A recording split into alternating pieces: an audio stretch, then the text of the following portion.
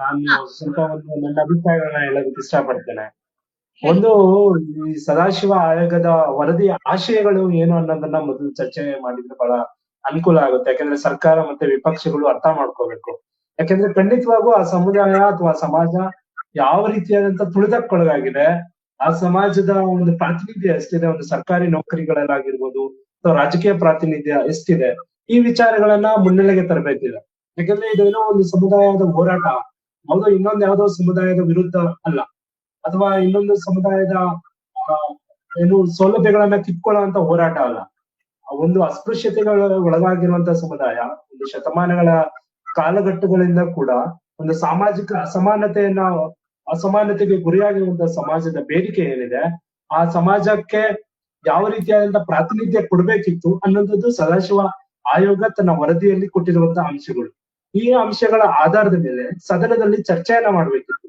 ನಿಜವಾಗ್ಲೂ ಈ ಅಂಕಿ ಅಂಶಗಳ ಇಟ್ಕೊಂಡು ನಿಜವಾಗ್ಲೂ ಈ ಪ್ರಮಾಣದ ಅಸಮಾನತೆಗೆ ಈ ಸಮಾಜ ಗುರಿಯಾಗಿದೆಯಾ, ಅಥವಾ ಗುರಿಯಾಗಿರೋದಕ್ಕೆ ಕಾರಣಗಳೇನು, ಅದಕ್ಕೆ ಈ ಸರ್ಕಾರ ಅಥವಾ ಸಮಾಜ ಯಾವ ರೀತಿಯಾಗಿ ಸ್ಪಂದಿಸ್ಬೇಕಿದೆ, ಈ ವಿಷಯಗಳ ಬಗ್ಗೆ ಮಾತಾಡ್ಬೇಕು. ಹಲವಾರು ರೀತಿಯಾದ ಪ್ರಗತಿಪರರು ಆಗಿರ್ಬೋದು ಅಥವಾ ಈ ವಿಪಕ್ಷಗಳಾಗಿರ್ಬೋದು, ಈ ವಿಚಾರವನ್ನ ಮುನ್ನೆಲೆಗೆ ಬಂದಾಗ ಇನ್ನೊಂದ್ ಯಾವ್ದೋ ಸಮಾಜ ವಿರೋಧ ಮಾಡ್ತಾ ಇದೆ, ಆ ಕಾರಣಕ್ಕಾಗಿ ಡಿಲೇ ಆಗ್ತಾ ಇದೆ, ಈ ಸಮಾಜವನ್ನ ಒಪ್ಪಿಸಿ ನಾವು ಜಾರಿಗೆ ತರ್ತೀವಿ, ಈ ತರದಂತ ಕಾರಣಗಳನ್ನ ಹೇಳ್ತಾ ಇದೆ ವಿನಃ ಆ ಕಾರಣಗಳನ್ನ ಚೇಸ್ ಮಾಡಿ, ಆ ಕಾರಣಗಳನ್ನ ಎಲ್ಲವನ್ನ ತೊಡೆದುಹಾಕಿ ಒಂದು ಸಮಾಜಕ್ಕೆ ನ್ಯಾಯವನ್ನ ಕೊಡುವಂತ ಒಂದು ಬದ್ಧತೆಯನ್ನ ಪ್ರದರ್ಶನ ಮಾಡ್ಬೇಕಿದೆ. ನಿಜವಾಗ್ಲೂ ಬೆಂಗಳೂರು ನಗರದಲ್ಲಿ 95% ಪೌರ ಕಾರ್ಮಿಕರಾಗಿ ದುಡಿತಾ ಇರತಕ್ಕಂಥದ್ದು ಈ ಸಮಾಜ.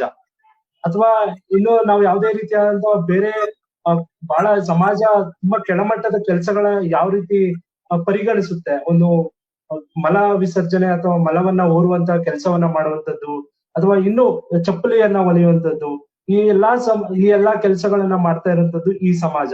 ಬಟ್ ಆ ಸಮಾಜದ ವಿದ್ಯಾರ್ಥಿಗಳಾಗಿರ್ಬೋದು, ಆ ಸಮಾಜದ ಬಂದಂತಹ ಜನಸಂಖ್ಯೆಗೆ ಆಧಾರವಾಗಿ ಎಷ್ಟರ ಮಟ್ಟಿಗೆ ಉದ್ಯೋಗಗಳನ್ನ ಪಡೆದಿದೆ, ಎಷ್ಟರ ಮಟ್ಟಿಗೆ ಉನ್ನತ ಶಿಕ್ಷಣಗಳಲ್ಲಿ ಪ್ರವೇಶವನ್ನ ಪಡೆದಿದೆ, ಈ ಅಂಶಗಳು ಕೂಡ ಚರ್ಚೆ ಮಾಡ್ಬೇಕಾಗಿರುವಂತ ಅಗತ್ಯತೆ ಇದೆ. ಯಾಕೆಂದ್ರೆ ಇದು ದೊಡ್ಡ SC ಪರಿಶಿಷ್ಟ ಜಾತಿಗಳಲ್ಲಿ ಇದೊಂದು ದೊಡ್ಡ ಸಮುದಾಯ, ಇದು ಒಂದು ದೊಡ್ಡ ವೋಟ್ ಬ್ಯಾಂಕ್ ಇದೆ. ಸೊ ಯಾರಿಗೋ ಎಲೆಕ್ಷನ್ ಟೈಮ್ ಅಲ್ಲಿ ಬಂದಾಗ ಯಾರಿಗೋ MLC ಮಾಡುವಂತದ್ದು, ಯಾರಿಗೋ ಮಿನಿಸ್ಟ್ರಿ ಮಾಡುವಂತದ್ದು, ಅಥವಾ ಯಾರಿಗೋ ಟಿಕೆಟ್ ಅನ್ನ ಕೊಡುವಂತದ್ದು, ಇದು ಏನಾಗುತ್ತೆ ಅಂದ್ರೆ ಒಂದಷ್ಟು ಬೆರಳೆಣಿಕೆಯ ಜನ ಸೌಲಭ್ಯವನ್ನ ಪಡಿತಾ ಇದ್ದಾರೆ. ಬಟ್ ಒಟ್ಟಾರೆಯಾಗಿ ಆ ಸಮಾಜದ ತಳ ಹಂತದಲ್ಲಿರುವಂತಹ ವ್ಯಕ್ತಿ ಪ್ರತಿನಿತ್ಯ ಚುನಾವಣಾ ಬಂದಾಗೆಲ್ಲ ಈ ವಿಷಯದ ಬಗ್ಗೆ ಹೋರಾಟ ಮಾಡ್ತಾನೆ ಇದ್ದಾರೆ. ಬಟ್ ಪ್ರತಿ ವರ್ಷ ನಿರಾಸೆಯನ್ನ ಅನುಭವಿಸ್ತಾ ಇದ್ದಾರೆ.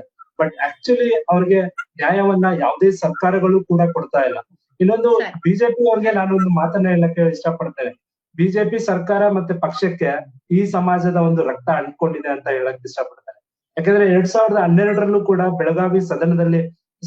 ಬೆಳಗಾವಿಯಲ್ಲಿ ಸೆಷನ್ ನಡೆಯುವಾಗ ಅವತ್ತು ಕೂಡ ಲಾಠಿ ಚಾರ್ಜ್ ಅನ್ನ ಮಾಡಿದ್ದು, ಅವತ್ತು ಕೂಡ ಇದೇ ರೀತಿಯಾದಂತ ಹೋರಾಟ, ಇದೇ ರೀತಿಯಾದಂತ ಆಶ್ವಾಸನೆಗಳನ್ನ ಕೊಡ್ತು. ಬಟ್ ಈಗ ಏನು ಸರ್ಕಾರ ಇನ್ನೇನು 2-3 ತಿಂಗಳಲ್ಲಿ ಹೋಗುತ್ತೆ, ಈಗ್ಲೂ ಕೂಡ ಬಿಜೆಪಿ ಪಕ್ಷ ಈ ಸಮಾಜದ ಒಂದು ರಕ್ತವನ್ನ ಹಂಚ್ಕೊಂಡು ಹೋಗ್ತಾ ಇದೆ. ಇದು ನಿಜವಾಗ್ಲೂ ಒಳ್ಳೆಯ ಪರಿಣಾಮ ಅಲ್ಲ. ಯಾಕೆಂದ್ರೆ ಡಬಲ್ ಇಂಜಿನ್ ಸರ್ಕಾರ ಅಂತ ನಾವ್ ಹೇಳ್ತೀವಿ. ಆ ಮೇಲೇನು ಕೇಂದ್ರ ಸರ್ಕಾರವೂ ಕೂಡ ಬಿಜೆಪಿ, ಕೆಳಗಡೆನೂ ಬಿಜೆಪಿ. ಸೊ ಯಾವ್ದು ಕೂಡ ಅಸಾಧ್ಯ ಅಲ್ಲ. ಯಾಕಂದ್ರೆ ಮೋದಿ ಅವರನ್ನ ತ್ರಿವಿಕ್ರಮ ಅಂತ ಕರಿತೀವಿ, ಮೋದಿ ಅವರಿಗೆ ಸರಿಸಾಟಿ ಯಾರು ಇಲ್ಲ ಅಂತ ಕರಿತೀವಿ. ಬೊಮ್ಮಾಯಿ ಅವ್ರಿಗೆ ಶಿವನಗೌಡ ನಾಯಕ್ ಅವ್ರು ಹೇಳಿದ್ರು, ಆಧುನಿಕ ಅಂಬೇಡ್ಕರ್ ಅಂತ ಕರೆದ್ರು. ಸೊ ಈ ತರ ಅವ್ರ ಘೋಷಣೆಗಳನ್ನ ಮಾಡ್ಕೊಳ್ಳುವಂತ ಸಂದರ್ಭದಲ್ಲಿ ಇದ್ಯಾವ್ದು ಒಳ ಮೀಸಲಾತಿಯನ್ನ ಜಾರಿಗೊಳಿಸುವಂತ ಸಂದರ್ಭದಲ್ಲಿ ಎಡಗೈ ಬಲಗೈ ಸಮುದಾಯಗಳ ವಿರೋಧ ಇದೆ, ಹಾಗಾಗಿ ಜಾರಿ ಮಾಡ್ಲಿಕ್ಕೆ ತೊಂದರೆ ಆಗ್ತಾ ಇದೆ, ಅಡ್ಡಿ ಆಗ್ತಾ ಇದೆ. ನಿನ್ನೆ ಅದು ಇರ್ಲಿಲ್ವಲ್ಲ, ಎಡಗೈ ಬಲಗೈ ಸಮುದಾಯ ವಿರೋಧ ಇರ್ಲಿಲ್ಲ. ಮೊನ್ನೆ ಐಕ್ಯತಾ ಸಮಾವೇಶದ ನಿರ್ಣಯದಲ್ಲಿ ಇದು ಒಂದು ಒಳ ಮೀಸಲಾತಿಯನ್ನು ಜಾರಿ ಮಾಡಬೇಕು ಅಂತ ಒಂದು ನಿರ್ಣಯನೇ ತಗೊಂಡಿದ್ದಾರೆ ಅವರು. ನಿನ್ನೆ ಹೋರಾಟದಲ್ಲೂ ಅವ್ರು ಭಾಗಿಯಾಗಿದ್ದಾರೆ. ಈಗೇನು ಅವ್ರ ನಡುವೆ ಡಿಫ್ರೆನ್ಸಸ್ ಇಲ್ಲ ಮೂರ್ತಿ ಅವರೇ? ಡಿಫ್ರೆನ್ಸಸ್ ಇಲ್ಲ. ಈ ಸಂದರ್ಭದಲ್ಲಿ ಬಿಜೆಪಿ ಅವರು ಏನಾದ್ರು ತಮ್ಗೆ ಮತ್ತೊಂದ್ 5 ವರ್ಷ ಮತ್ತೊಂದ್ ಸರ್ಕಾರ ಮತ್ತೊಂದು ಬಾರಿ ಸರ್ಕಾರವನ್ನ ಮಾಡುವಂತ ಅಪೇಕ್ಷೆ ಇದ್ರೆ ಖಂಡಿತವಾಗ್ಲೂ ಅವ್ರಿಗೆ ಒಂದು ಒಳ್ಳೆಯ ಕಾಲ ಅಂತ ನಾನಂತೂ ಹೇಳೋದಕ್ಕೆ ಇಷ್ಟಪಡ್ತೇನೆ. ಯಾಕೆಂದ್ರೆ EWS ಒಂದೇ ಒಂದು ವಿಷಯ madam, EWS economic weaker section ಅನ್ನ ಯಾವುದೇ ಆಯೋಗದ ವರದಿಯೂ ಇಲ್ಲದೆ ಕೂಡ ಕೇಂದ್ರ ಸರ್ಕಾರ ಕೊಟ್ಟಿದೆ. ಬಟ್ ಈ ಏನು ಒಳ ಮೀಸಲಾತಿಗೆ ಜಸ್ಟಿಸ್ ಒಬ್ಬ ನ್ಯಾಯಮೂರ್ತಿ, ಹೈಕೋರ್ಟ್ ನ ನಿವೃತ್ತ ನ್ಯಾಯಮೂರ್ತಿಗಳು ತಯಾರು ಮಾಡಿಕೊಟ್ಟಂತ ವರದಿ, ಆ ವರದಿಯಲ್ಲಿ ಈ ಸಮಾಜಕ್ಕೆ ಆಗಿರುವಂತಹ ಮೋಸ ಅಥವಾ ಈ ಸಮಾಜ ಅನುಭವಿಸಿರುವಂತಹ ಅನೇಕ ಅಂಶಗಳನ್ನ ಉಲ್ಲೇಖ ಮಾಡಿಕೊಟ್ಟಿರುವಂತಹ ಒಂದು ವರದಿಯನ್ನಾಗಿದೆ. ಅದ್ರ ಜೊತೆ ಮೇಡಮ್ ಇನ್ನೊಂದು, ಸಿದ್ದರಾಮಯ್ಯ ಅವರು ಕಾಂತರಾಜು ವಕೀಲರಾದ ಅಡ್ವೊಕೇಟ್ ಕಾಂತರಾಜು ಅವರ ಆಯೋಗವನ್ನ ರಚನೆ ಮಾಡಿದ್ರು. ಅದಕ್ಕೂ ಕೂಡ 200 ಕೋಟಿಯನ್ನ ಮೀಸಲಿಟ್ಟು ಮಾಡಿದಂತ ವರದಿ.